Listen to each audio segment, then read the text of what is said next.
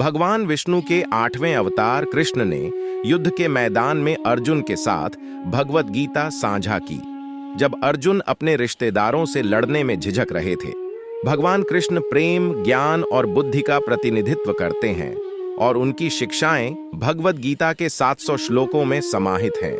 यह कालजयी ग्रंथ परिणाम पर ध्यान दिए बिना अपने कर्तव्य को पूरा करने का संदेश देता है और कृष्ण के कई अन्य ज्ञान भी बताता है।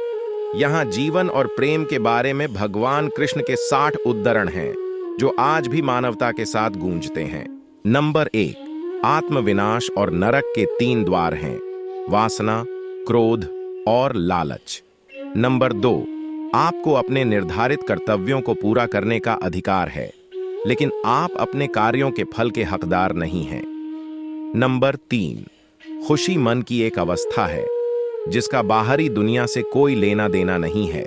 नंबर 4, अपना अनिवार्य कर्तव्य निभाएं, क्योंकि कार्रवाई वास्तव में निष्क्रियता से बेहतर है। अंक 5, व्यक्ति अपने मन के प्रयासों से ऊपर उठ सकता है, क्योंकि तुम जो हो वही तुमने अपने मन में सोचा है। अंक 6, व्यक्ति यदि आस्था और समर्पण से कार्य करे तो पूर्णता प्राप्त कर सकता है। नंबर 7, जिसने अपने मन पर विजय पा ली है उसके लिए मन सबसे अच्छा दोस्त है, लेकिन जो ऐसा करने में विफल रहा है उसके लिए मन सबसे बड़ा दुश्मन है। अंक 8, न तो यह संसार है, न ही इससे परे कोई संसार है। जो बुद्धिमान व्यक्ति स्वयं को जानता है उसके लिए कोई भ्रम नहीं है। संख्या 9, जब हम प्यार के लिए अपना दिल खोलते हैं तो हम खुद को जीवन की अनंत संभावनाओं के लिए खोलते हैं। नंबर 10, चुनौतियों को विकास के अवसर के रूप में स्वीकार करें, क्योंकि वे सफलता की सीढ़ी हैं। नंबर 11, परिवर्तन सृष्टि का नियम है। आप एक पल में करोड़पति या कंगाल हो सकते हैं। क्रमांक 12, न तो यह दुनिया है, न ही इससे परे की दुनिया। जो बुद्धिमान व्यक्ति स्वयं को जानता है उसके लिए कोई भ्रम नहीं है। अंक 13, यदि व्यक्ति विश्वास और समर्पण के साथ काम करता है तो वह पूर्णता प्राप्त कर सकता है। संख्या 14, अपनी सर्वोत्तम क्षमताओं से अपने कर्तव्यों का पालन करें और परिणामों को जाने दें। सफलता या असफलता से मोह मत रखो। संख्या 15, जो इच्छाओं के निरंतर प्रवाह से परेशान नहीं है, जो नदियों की तरह समुद्र में प्रवेश करती है, जो हमेशा भरा रहता है लेकिन हमेशा शांत रहता है, केवल शांति प्राप्त कर सकता है। संख्या 16, हम जगत में खाली हाथ आए हैं और खाली ही लौट जाएंगे। जिसने अपने मन को जीत लिया है उसके लिए मन सबसे अच्छा दोस्त है, लेकिन जो ऐसा करने में विफल रहा है उसके लिए मन सबसे बड़ा दुश्मन है। जैसे अग्नि की गर्मी लकड़ी को जलाकर राख कर देती है, उसी प्रकार ज्ञान की अग्नि सभी कर्मों को जलाकर राख कर देती है।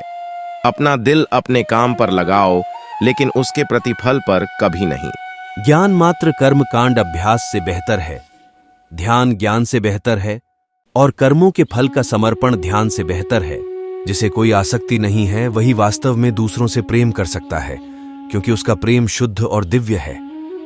एकमात्र तरीका जिससे आप मुझे जीत सकते हैं वह प्यार के माध्यम से है, और वहां मैं खुशी से जीत गया हूं।